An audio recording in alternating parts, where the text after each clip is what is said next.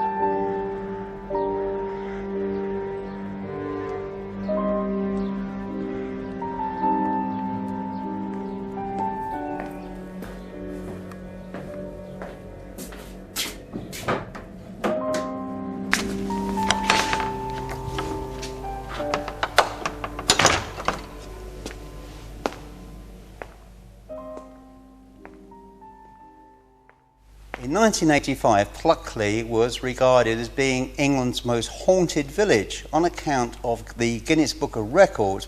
Now, 12 official ghosts is quite a number of people.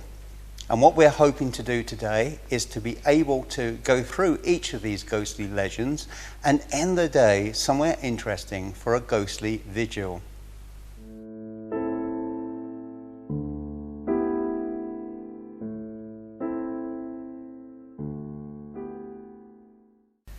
My first port of call today is St Nicholas Church in Pluckley.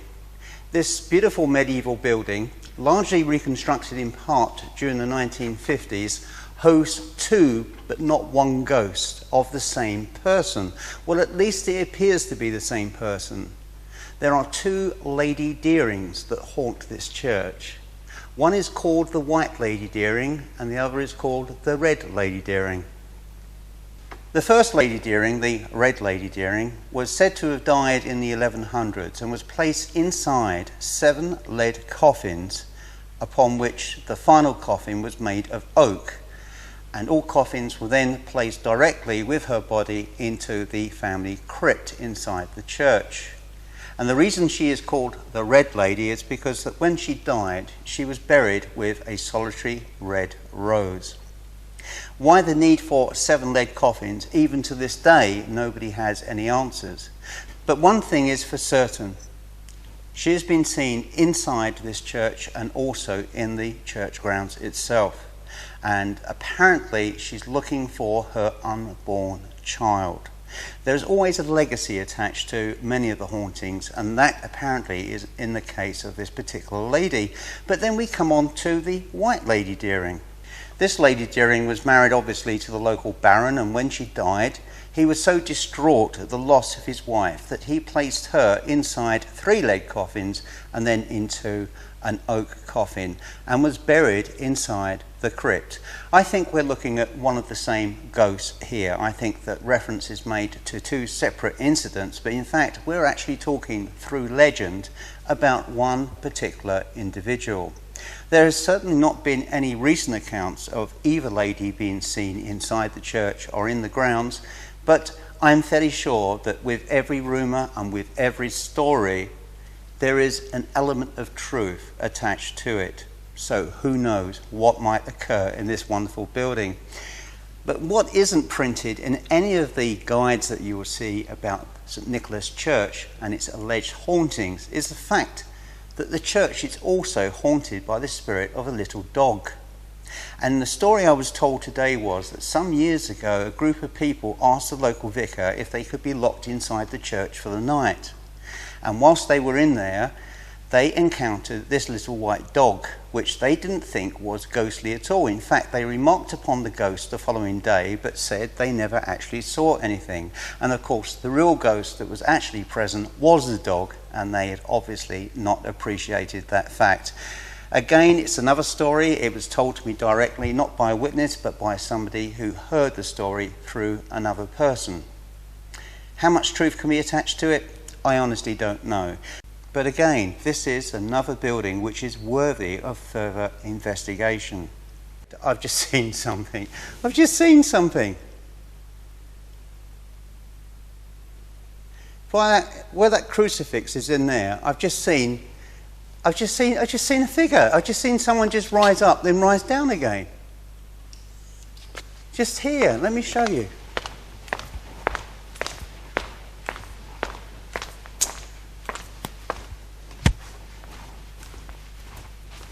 Where I'm standing in here, I actually saw a figure of a man rise from the back of this, behind this board, then excuse me, I'm lost for words, saw a figure rise from the back of this board and then lower itself directly back down again. There was a figure, a ghost of a person, and I actually saw it here inside this small, which I presume is one of the prayer rooms. I can't tell you what he was wearing because it was just a black shape of a man, and it rose from the back and lowered itself down again in broad daylight inside St Nicholas Church in the village of Pluckley.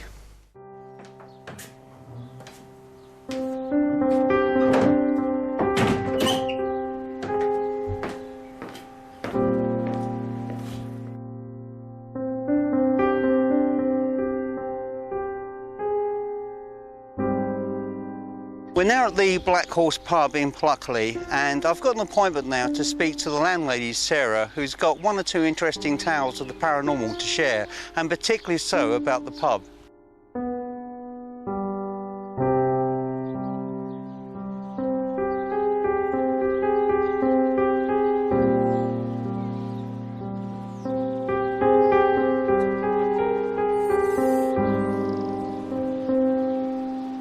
My name's Sarah. I'm the landlady of the Black Horse. I've been here for almost 3 years now. Grew up in the village and used to go to the primary school opposite.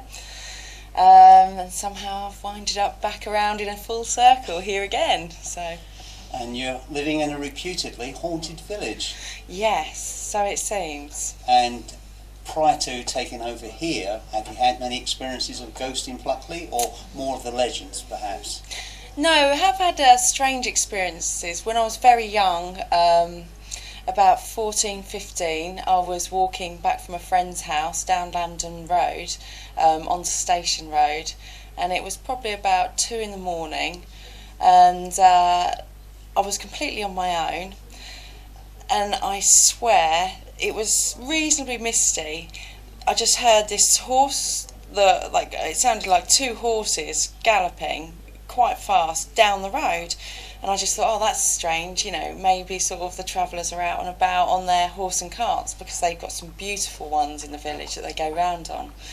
And I wasn't too scared at first, but then as the sound seemed to pass us by and the noise reverberated, you could feel the echo of it through your body.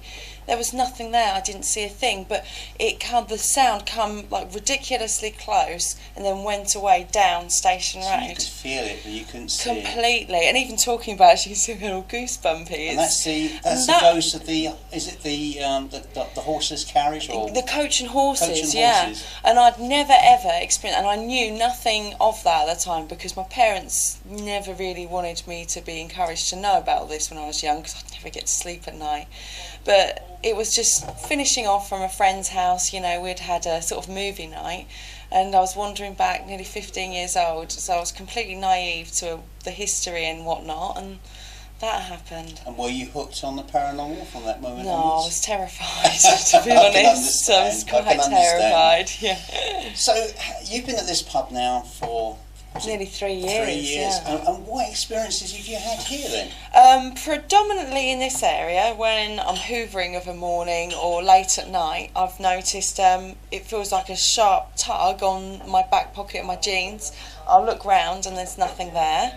The other thing we have is when we're sat at a chair, again, the tap on the shoulder. We found outside our daughter's room.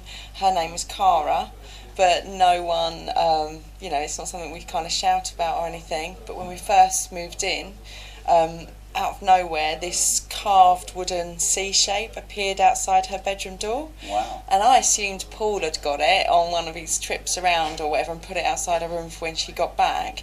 And he assumed I'd got it. And it was only when the dog got a hold of it and started chewing it up, because it was on the floor, I got upset and said, oh, what a shame, you know, the dog's chewed this beautiful C you got up for her bedroom. He said, I didn't get it, I thought you did. And I said, no, I thought you did. So that was really strange, and it was lovely, you know, so I was quite, I've kept it, but it's just such a shame, you know. And how old is it? It doesn't look like it's really old or anything, but it's just a beautiful wooden carved C that, you know, you might, I guess, sort of, I assumed he'd got it to put on her door because of, you know, she's Cara. But what we have tried to do, because it was, when we were here at first, there was quite a few negative things that were happening. We made a point where everything was happening below the waist, and particularly with the dogs, of putting toys around the pub, like things a child would like for instance the cars here. You'll see I've put heart shapes up around the pub, just things to soften it, and you know, that we think she might like, and it seems to have really tempered things, completely levelled it off. So you've got some balance with and we acknowledge her, you know, of a morning and of an evening and whatnot. We'll say good morning, good night, and if we happen to not be around and one of the staff are doing a close and we haven't done that sort of thing, get a reaction, she gets, for sure. Yeah, the girls get messed around with. What about the poltergeist? Well, this is all the same. That's Elizabeth is the one that does it, because we've had, the last time a big football match was on, and there was about 22, 25 guys, regulars as well, all sat in the front bar.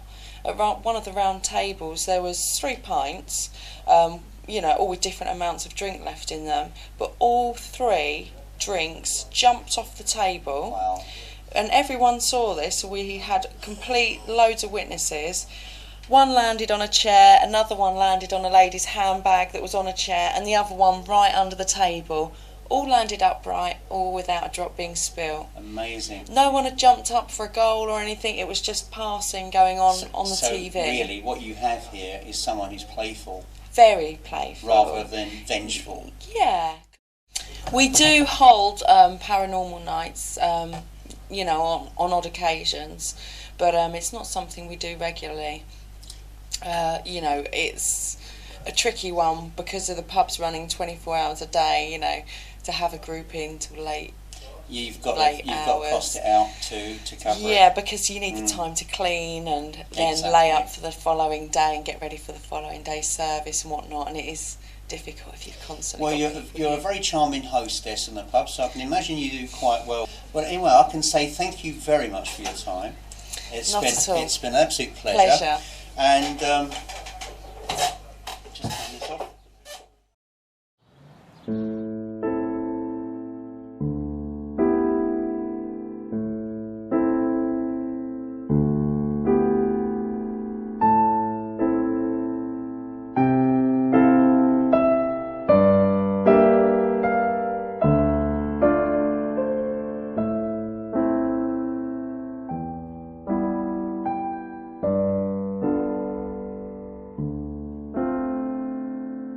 I'm actually standing inside the grounds of LV Farm, just outside Pluckley village. Today, LV Farm is a hotel complex and has a ghostly reputation for a number of spooks. One in particular, a former dairyman at the farm, a man by the name of Edward Brett, who in the year 1900 calmly gave his wife 15 shillings to each, his children 1 penny each. He then went into the dairy next door and shot himself. And his ghost allegedly still haunts this site. And more recently he has been seen in hotel rooms, in corridors, and apparently on one occasion he was actually seen lying on a bed. Now, just how much truth we can attach to that story is anybody's guess. And behind me is a particularly attractive oast house for which Kent is particularly famous. And the whole setting and the whole ambience of Elvie Farm kind of lends itself towards a good ghost tale. Now, I've spoken to the management here. They're trying to move away from its ghostly legends and reputation into a more mainstream hotel complex. So I've been honoured by being allowed to actually shoot this particular episode from here.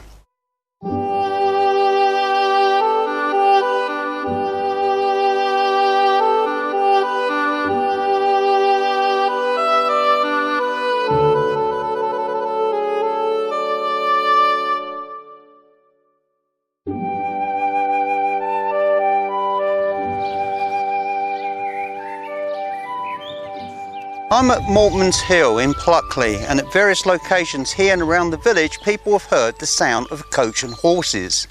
And on one occasion a lady actually saw coach and horses at Pinnock's Crossroads, and I believe the last event involving this particular type of phenomena that's been recorded thus so far was in 1997. And as you recall earlier today when I interviewed Sarah at the pub, she too experienced the sensation of hearing and feeling a coach and horses but not actually seeing anything. So this is a phenomena I would love to see.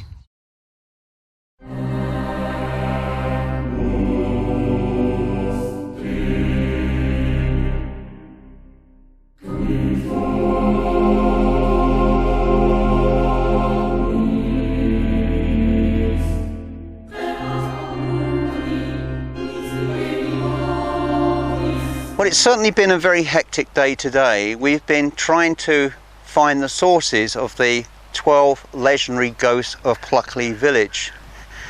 And it is fair to say, on one side of the village there are people here that wish the paranormal element would go away and that it would be remembered for the TV series The Darling Buds of May, which was filmed here in 1995. But unfortunately it won't.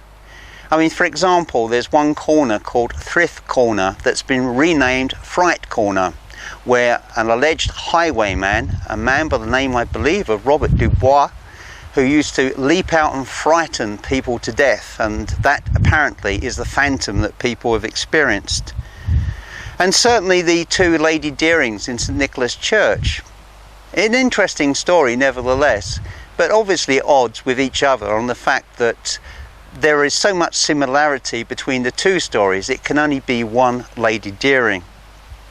And then taking things a little bit further afield, we've been over to Elvie Farm, and although there are a number of other phantoms there, the one that really sticks there is the one of the man Brett who committed suicide, because there have been numerous accounts of people actually witnessing and experiencing him. There's also an account around the village of an unnamed taxi driver who gave a lift to an unnamed person, and of course the fare disappeared from within his cab. I mean, that is perhaps one of the more common fantasy stories that one hears of the paranormal.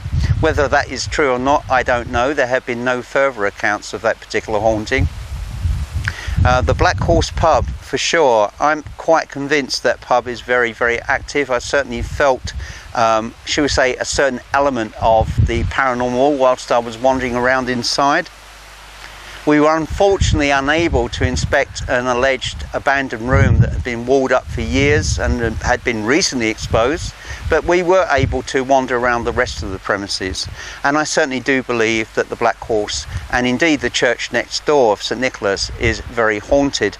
The other compelling thing was the fact that I saw a phantom, a black silhouette shape, appear from within one of the chapels inside the church, which we believe is a Deering chapel, appeared very briefly and disappeared. And of course that church is rumoured to be haunted by silhouettes, so I think on that occasion I actually experienced something paranormal. With regard to anything else, it's worth mentioning that in the 1950s a man by the name of Carrington was approached by the BBC, who were looking for material to write into a ghost story for publication. In fact, the 12 ghosts that we know today in the village, and officially recorded in the Guinness Book of Records as such. And he admitted that he had concocted most of them. Unfortunately, we cannot separate the fact from the fiction. and we can only go by our own senses and our own feelings of the paranormal. Now tonight I was hoping to go to Screaming Woods, which I believe is a renamed from Smerdon Woods, but it's called Screaming Woods now, and carry out an investigation within the woodland. But there is a big issue here with it for me. If I heard anyone screaming, and we are in June, it's been a very warm and lovely day, it could be any one of a number of kids in there ghost hunting and playing around, and so anything that would be captured on camcorder, unless it was verified, which is mission impossible, could not possibly be accepted as paranormal. So what we've done instead, we've moved a couple of miles out of the village of Pluckley to the village of Little Chart, and we're actually at Little Chart Church. It's nothing more than just a hamlet. Here, sadly, on the 16th of August 1944, a German doodlebug fell out the sky quite randomly, and instead of falling into a ploughed field or cow shed, it instead sadly struck this beautiful church and reduced it to a ruin. And so today, Little Chart Church is nothing more than a fabric of what was once a medieval structure, and it is here that tonight that we are going to wander around the ruins for an hour or so to see whether or not we can actually capture anything paranormal. There is a downside to today. Despite the wonderful weather, as you can hear, it is very, very windy. However, having said all that, at least it's dry and it's warm. And what couldn't be better than that?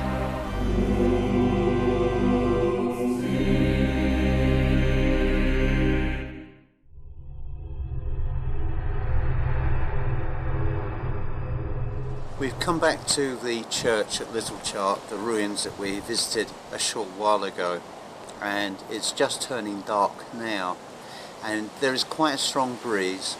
And although we've had a very warm day today, it's starting to turn very, very chilly.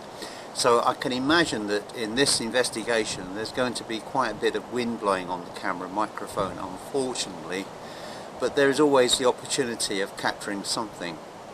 Now, if we had gone to Screaming Wood in Pluckley, or Smerdon Wood as it used to be called, the sound of the wind in the trees would have rendered any opportunity of capturing anything remotely paranormal irrelevant. So I'm hoping that tonight, at least within the ruins of this beautiful old medieval church, we might be able to share something with you. So with Tim and myself, we'll carry on, and hopefully, fingers crossed, we'll have something to share.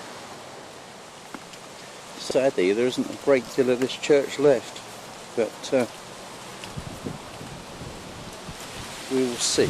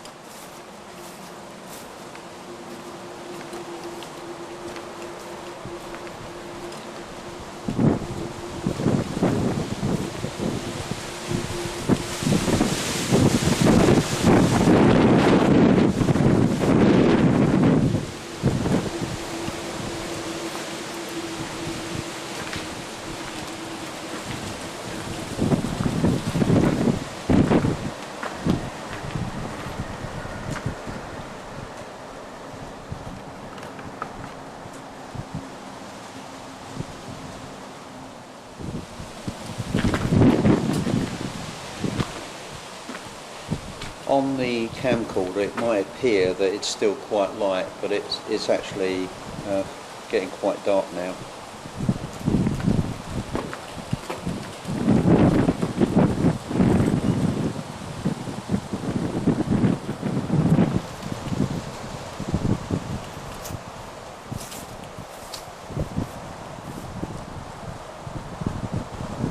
Where I'm standing, oh, it's very, very cold.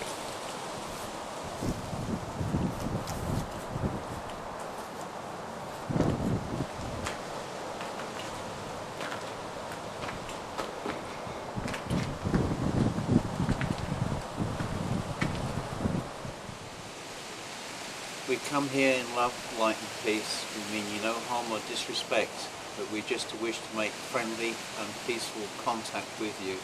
If you could give us a sign, please, of your presence.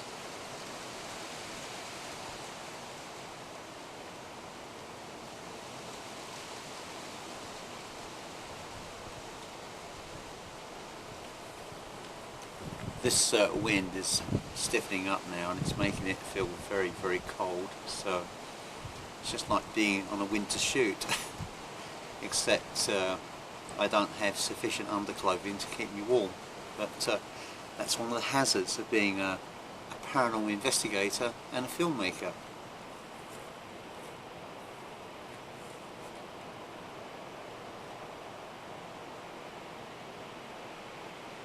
When we're out in the country, it's very noisy here, isn't it?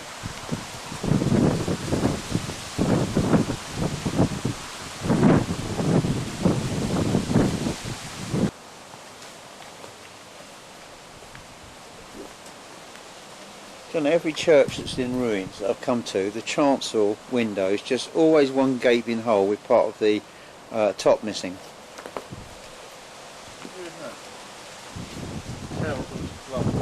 Well, yeah, it was a sturdy structure, isn't it? And all destroyed by a V1 V2, wasn't it? Or was it a V1? V1 was the doodlebug, yeah, V1. Oh, just see a flash. Just see a flash of light in there. You did? Yeah.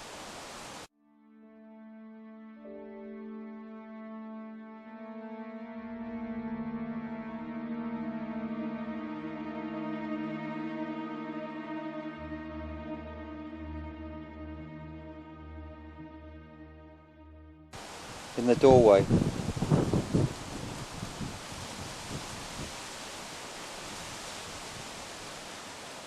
you not see that? No, I didn't. There was a definite flash of light, like a well, it could be anything. I don't think it was a torch. For those at home watching, it was in this doorway. What, the rear doorway? Yeah, the doorway that leads through the tower. There was definitely a flash of white light, and I saw it on cam.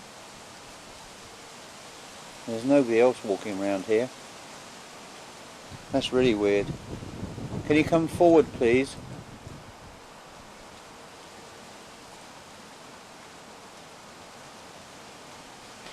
It wasn't a flashlight or torch. It went into a semi-arc downwards towards the ground. Well, if there's people there, they'd have seen them by now. Well, if there'd been anyone here, they would have seen us. Yes. So nobody's come forward. So I don't know who or what that light was, but it certainly wasn't human. Let's go and have a wander down and have a look. No harm in having a look.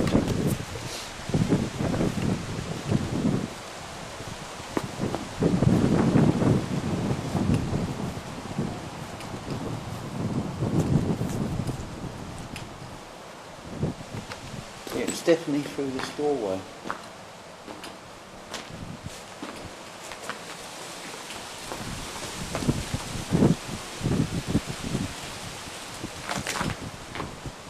House there, but that's what I didn't see because you saw where I was standing. That was weird. That was really weird.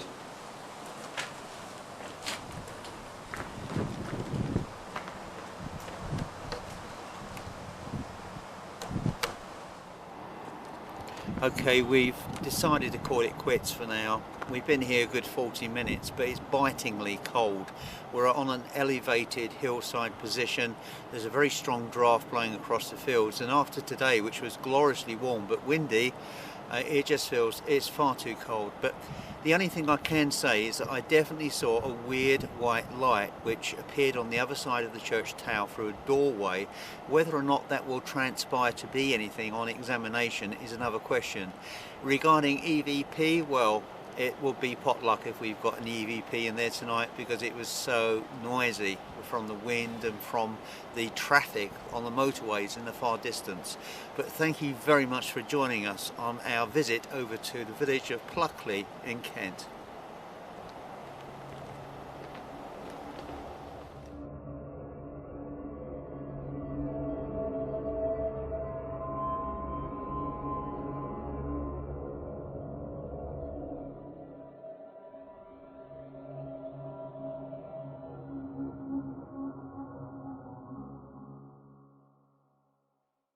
Well, that was certainly interesting from Pluckley. The village has a lot of history and certainly has many fine architecturally interesting buildings and a haunted legacy that goes back centuries. But, you know, as was revealed during that investigation, to a degree, there is a question mark over the validity, shall we say, of some of the apparitions which are accorded with respect of being logged inside the Guinness Book of Records. Now, whether or not any of these tales are true, I honestly can't say, but I can say I definitely saw inside that church a black silhouette, and yes, it is very haunted, very, very haunted. But whether the village is the most haunted, well, that is certainly open to debate, and not one that I really want to get drawn into. But nevertheless, let's move on to show number 2, our investigation, which was a return visit to the church on the edge of the Essex marshes.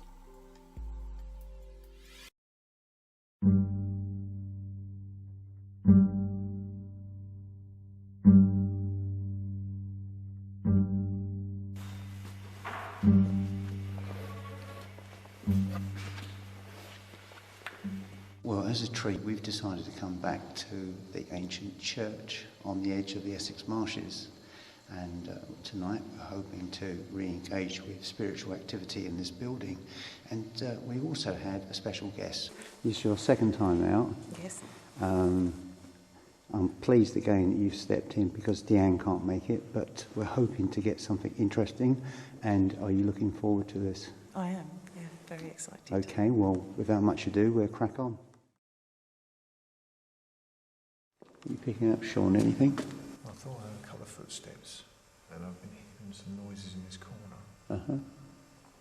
Well, in that corner is where Louise's light keeps blurring and going out of focus. Oh. That, of course, could be partly to do with the fact that you've got an IR lamp. But you never know, do you? I thought I saw a couple of, with my own naked eye, a couple of flashes up on the roof. Yeah, there's a lot of energy in this church flashing around. There's a bat here, caught that on camera. Oh yeah, I've seen the bat here before, haven't we? I think the voices we heard just not long ago was them ones with the car. What, going back? Yeah. Yeah. Hopefully. But apart from that, yeah, I've had a lot of movement, you know, little bits of creaking, and but I don't know if that could be the chairs, the woods. There's a weird atmosphere in here tonight. It's like an atmosphere of expectation. Of what? I don't know. It's cold in here as well. Yeah, it is a lot colder as well, yeah. They're not playing ball tonight, but there's a lot of people in here watching us. Yeah, it does feel. It feels like thick. The air feels thick up this end. Oh, it always is around the chancel, the altar.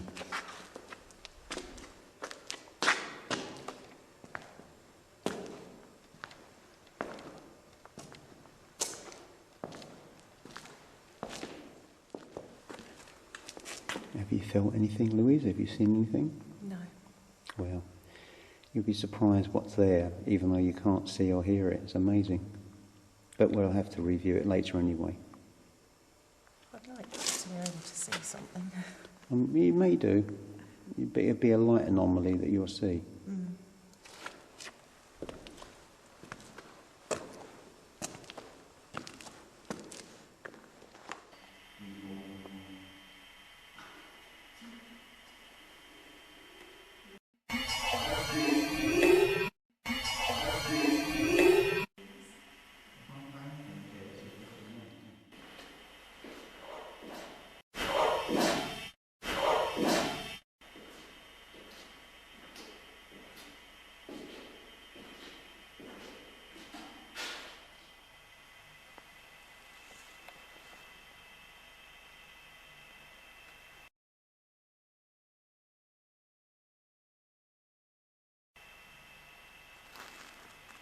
It's one of those crazy evenings where everything seems quiet, and yet at the same time you know that there's a lot going on around you. So it'd be really interesting and very cool if we pick up anything of interest tonight.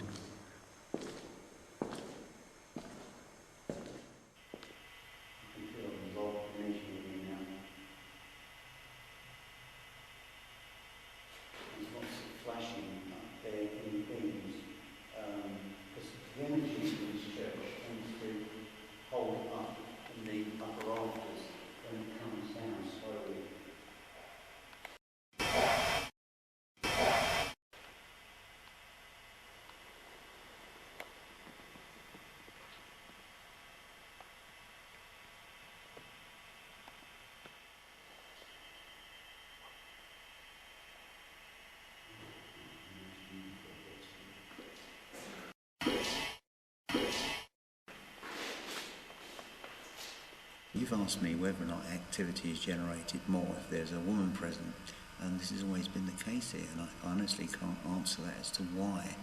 Obviously they like girls. There's certainly a lot of male presences here in addition to the female ones, but whenever we've captured anything significant, we've always had the presence of a female.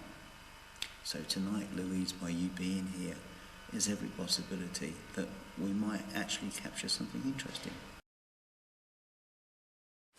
Okay, we've been here almost an hour now, so we've decided to call it a night and return back to base. Hopefully we've got something interesting. We haven't seen anything significant tonight other than people walking past outside. But anyway, thank you for joining us.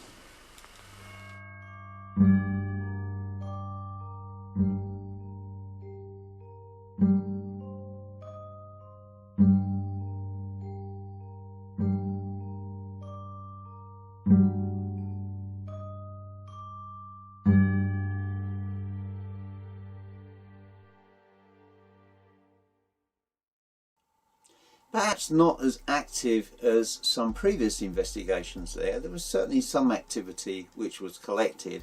I think that what probably made the investigation a little bit difficult was the fact that there was still quite a number of people roaming around outside and in the darkness.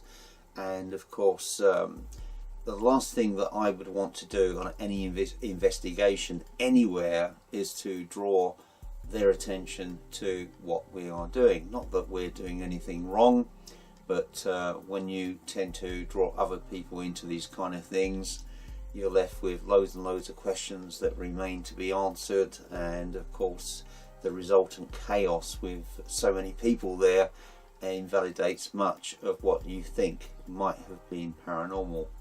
But having said all that, it was interesting, and right at the end, lo and behold, we bumped into another group, hi again, all the way from Hertfordshire, that popped down to the church themselves. That was quite a drive from where they lived, but it has that kind of edge to it for sure. It is a really, really beautiful location and a wonderful building. But aside that, there are other places that we've been to in the past, and for my next video, this was a visit, a return visit in fact, to the ruins at ALRESFORD Church, which was burnt down accidentally in 1971, a medieval church, a small country church which lies now in ruins. And this was particularly interesting. Have a look at this.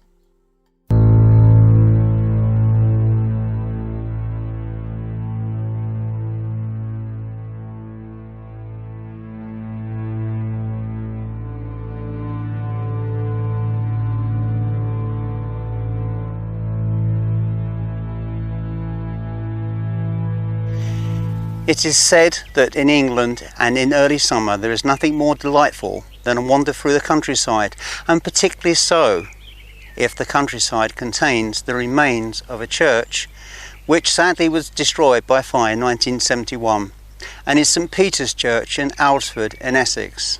This wonderful building was built originally in 1320, and over the centuries it's obviously had its changes, structural alterations and improvements. The actual structure of the building is heavily composed of second-hand salvaged material, mostly of the Roman kind.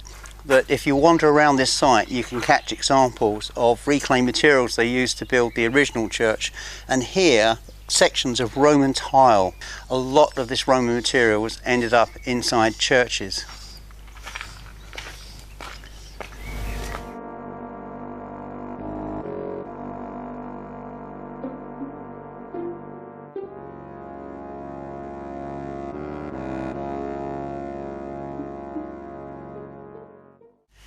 It's an absolute jumble of stone, masonry and rubble and gravestones and weeds, but one exciting location.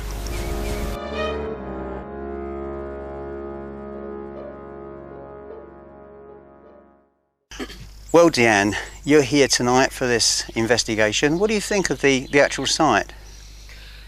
Well, it's very sad, isn't it, that it's disappeared, and well, it's still here it's still in part. But yeah, there's definitely a presence here because we felt it in the porch when we came earlier, didn't we? So, That's true, when we first arrived. Yeah. So yeah, it's very sad, but it's a good piece of history. And you're looking forward to a little bit later on? Yes, definitely. Great stuff. And this is part of the magic of investigating these places. You never know what you're going to find, apart from noisy birds, so we're going to have to be mindful of that tonight. Well, they'll crack on and we'll get the other bits and pieces ready. Yep.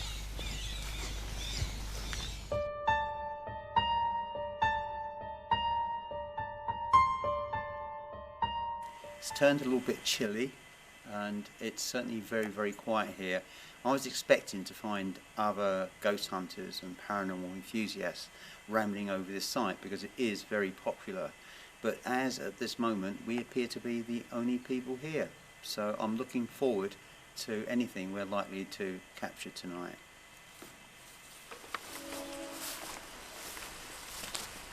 Okay, this is the chancel. This is where I'm starting to feel a bit lightheaded. Yeah, this is where I felt it the first time I came here.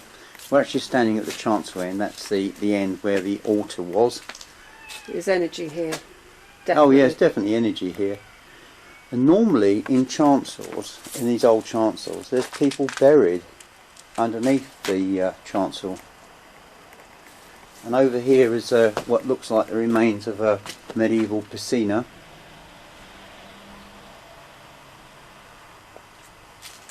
And these tiles that you can see, which are sad relics of what used to be here, they are actually medieval. So there's a bit of history there. Let's have a wander in here. This is back in the what I call the sheltered cemetery. This area is absolutely coated by trees and shrubs. Here's some EVP that I actually recovered from this area some years ago, and this was done during the daytime, so it'll be interesting to see what we pick up during the hours of darkness. Please don't be shy or afraid, I mean you no harm or disrespect.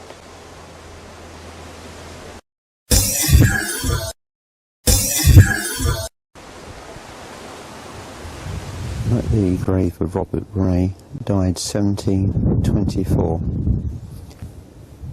So typical of the period, the crossbones on the tombstone. Is there anything that you wish to say? I come in peace and I mean you no offence.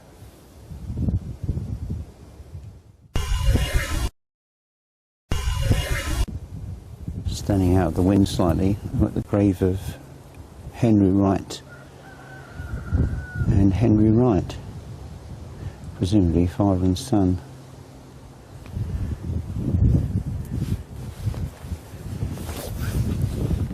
Come in peace, is there anything that you would wish to say?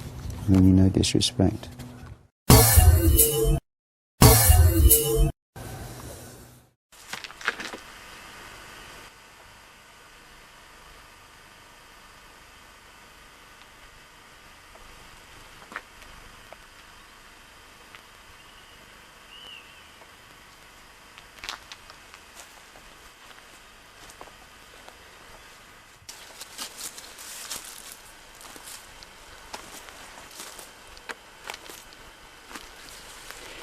anyone watching can see that this is a pretty creepy area.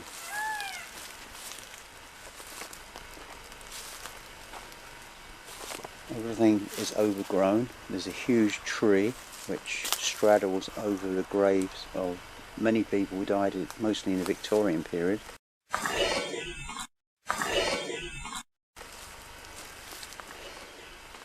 And round the back here,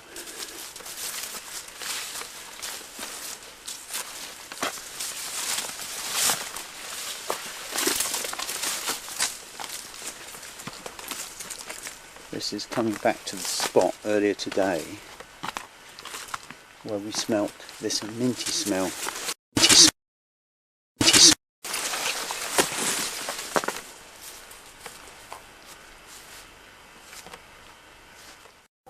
Cool, can you smell that? What does that smell like to you? It smells minty, but I can't smell anything on any of these sort of leaves. There's nothing minty on these leaves. And we've wandered round the entire site, and that smell seems to have followed us around the churchyard. It was. I smelt it actually inside as I was walking round. There's nothing that's. I'm just looking down here now. Look, it's just bramble, isn't it? Bramble and this isn't a herb of any sort. It's no, just grass and weeds and. No, that is actually an ash tree. Believe it or not. You don't see, they don't reach maturity because, oh no, an elm tree I should say. They don't reach maturity in this country anymore because of Dutch elm disease. There's nothing. There's a bit of holly. Yeah, it's holly, but there's nothing at all remotely connected to anything that's herbal. Because at first I thought it smelled like cannabis. Yeah, so did I. That's what I thought. But Now, it's quite faint in the church. It's gone. It's gone now. The smell's gone. I'm certainly not smelling it here now. Very strange. And over the back here, as you can see, is the modern cemetery.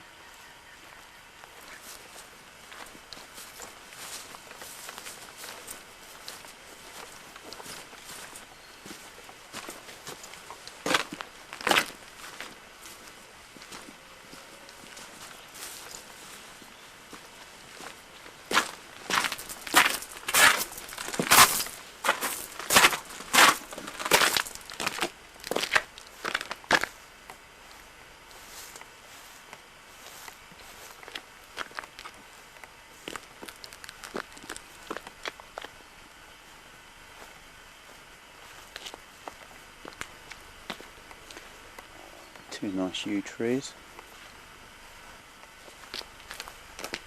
Oh, look at that view all the way through, and it looks like the end. This looks like a gravestone. Oh yeah, it will be, because you're still in the floor of a church. It may have its roof missing, but it's still here.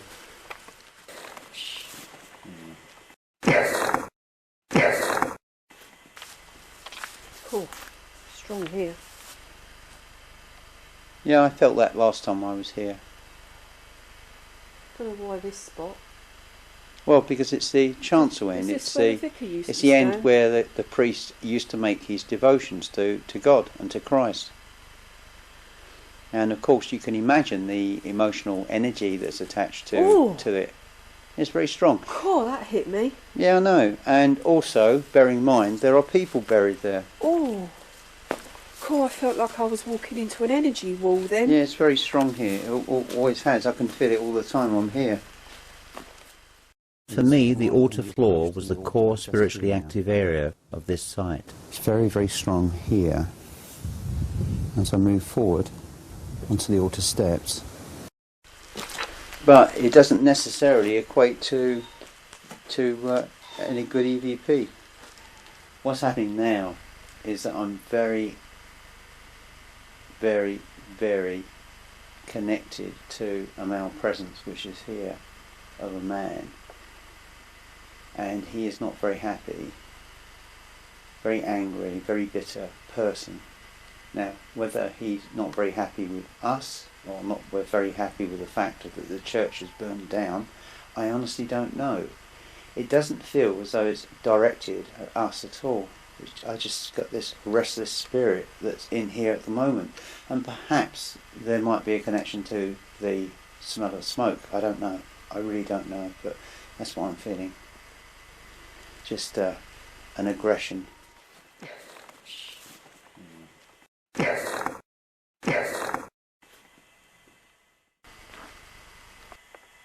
Where I'm standing, it's very, very strong. Same spot as I was in before. I think there's a lot of energy in this corner.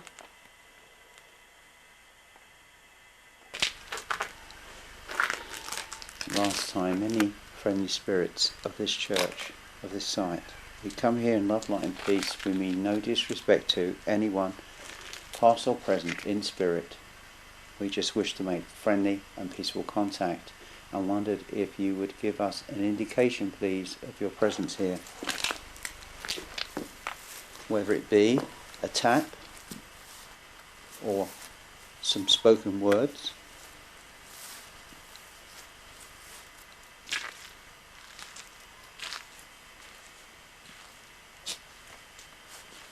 Careful, Deanne. It's a bit dodgy down there.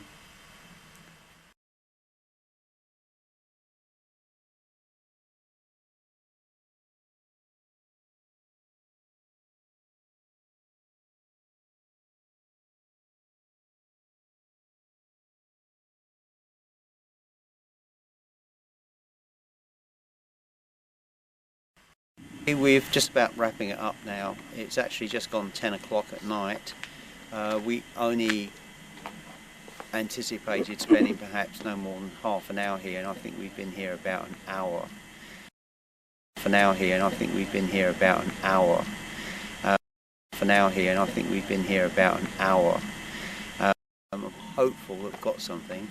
There's been a lot of background noise from nature because we are genuinely in the middle of nowhere.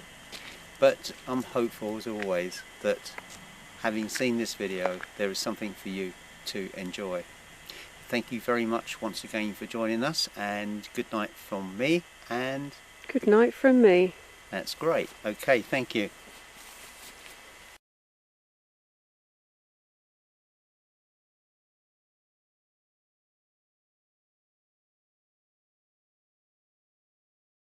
At night. We only anticipated spending...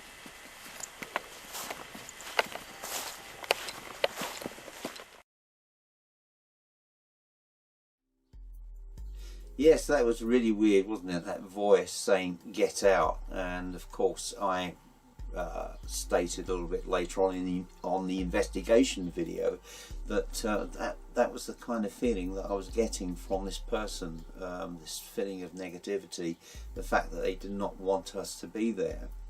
The problem with ALRESFORD's church is that there are a lot of people who go there at night, and sometimes you arrive there and you literally have to queue to park your car. There are so many people wandering around the site there that it makes the whole process of a paranormal investigation perfectly ridiculous. But on that particular evening we were blessed by the fact that there were no other people there. The weather was fine. The only worries that I had, in point of fact, was a family of birds that were nesting in the wall, the fabric of the church. So even though the church is a ruin, it does provide an additional service today for wildlife, and I think that's just as valid. But that was certainly a very, very interesting investigation. Sometimes when I'm driving around in my car, I occasionally come across little country churches that I've seen before but never really had the time or the will or the inclination to actually go there. And this is one particular church, the reason being it's set on top of a hill, parking is not particularly good, but on this particular visit parking was great. It was midweek and I was able to stroll inside the church and record a little bit of EVP. Have a watch and listen.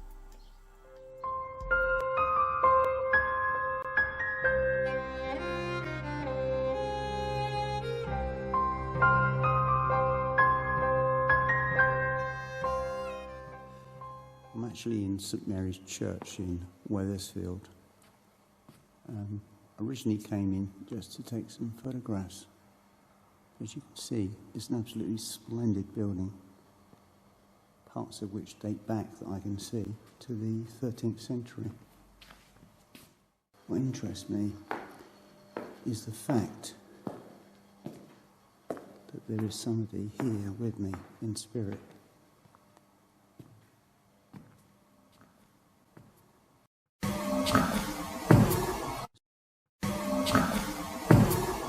Let's take you through.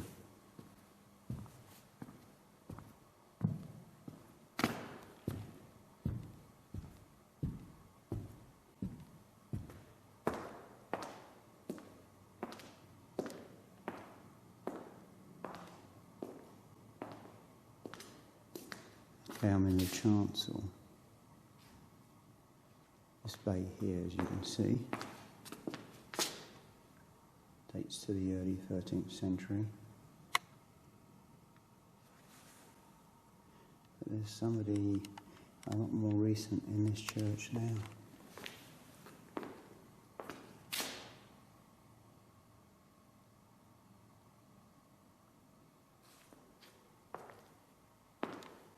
There's two here. I don't know who the two figurines are, but it's a marble.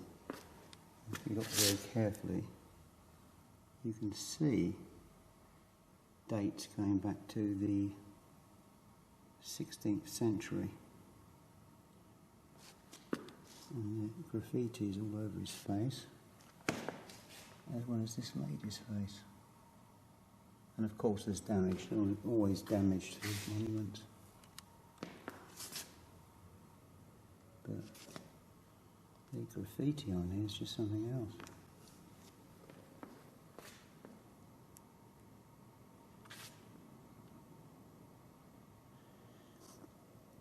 It's interesting that historically people think that in the old days people had more respect and more fear, especially in churches, for God and religion, but that quite clearly isn't the case.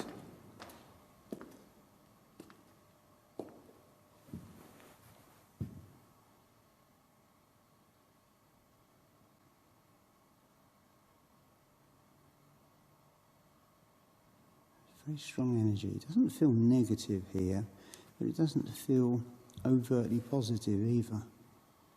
Nothing horrible. I just feel a disappointment.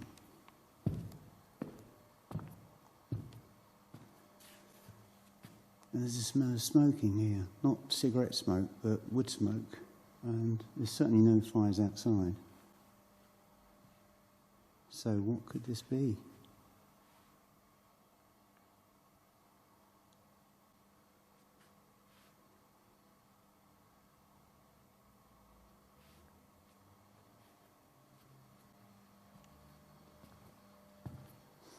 Yeah, just here.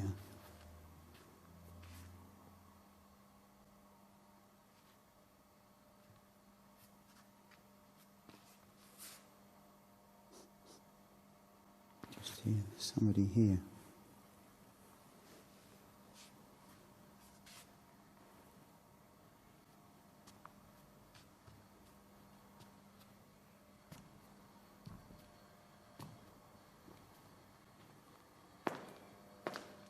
Down at the moment, it's a bit windy outside, hence my hair all over the place, but anyway, this has been really interesting just wandering around. Of course, I'm hoping that I've picked something up.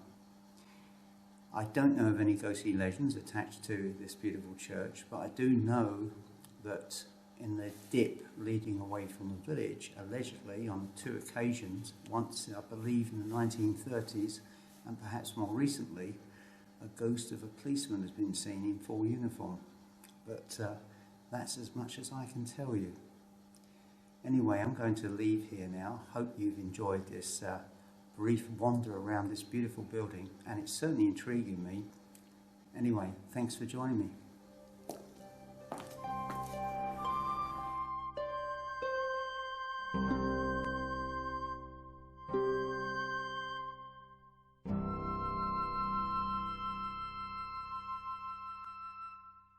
Yes, that was quite an interesting visit, wasn't it? And I certainly enjoyed wandering around inside that building. It's such a lovely old church. I hope to go back again some point again in the future and perhaps be able to pick up a lot more interesting material.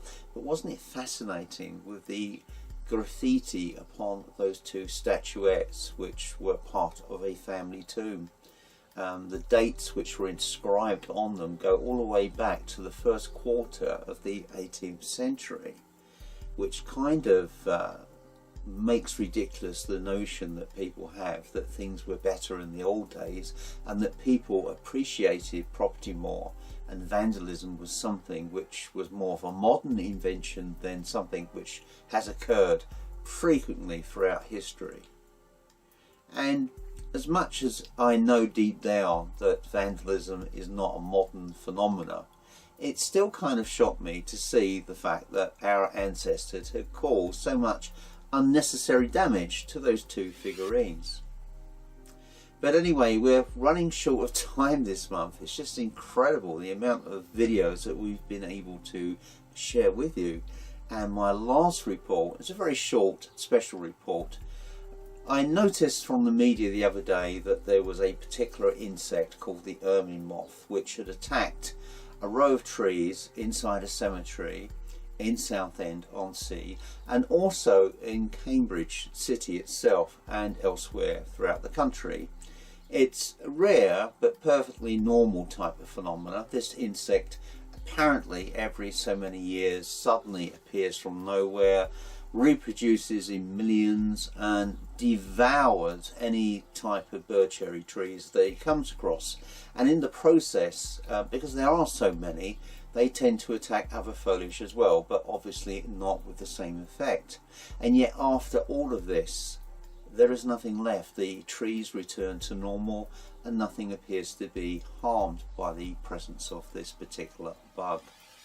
But even so, when it is in full breeding season and they are around, the results are quite phenomenal, as you will see from this very short video.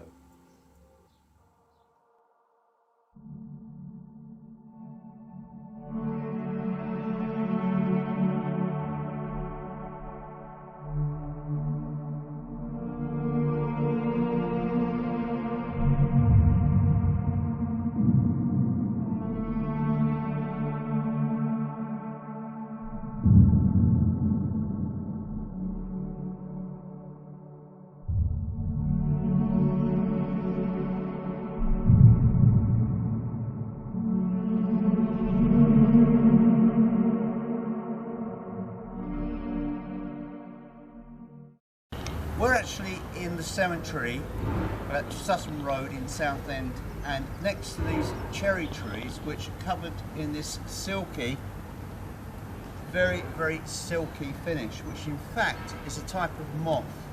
It's the ermine moth, and this is how it breeds. Every so often, I believe maybe every 2 or 3 years, they appear in millions and they strip the trees absolutely bare, but they don't actually damage the tree. This is incredible. Well everybody, that's it from me this month. Just to finalise very quickly, later in July I've been asked to lecture to a party of American university students on the subject of the paranormal from a university building in London. It's something I look forward to, so I'll be able to give you a report on that. Plus we have another special investigation coming up very soon, and as well as our normal work that we share with you from time to time. And until then, may I wish you all the very best, and I'll speak to you soon.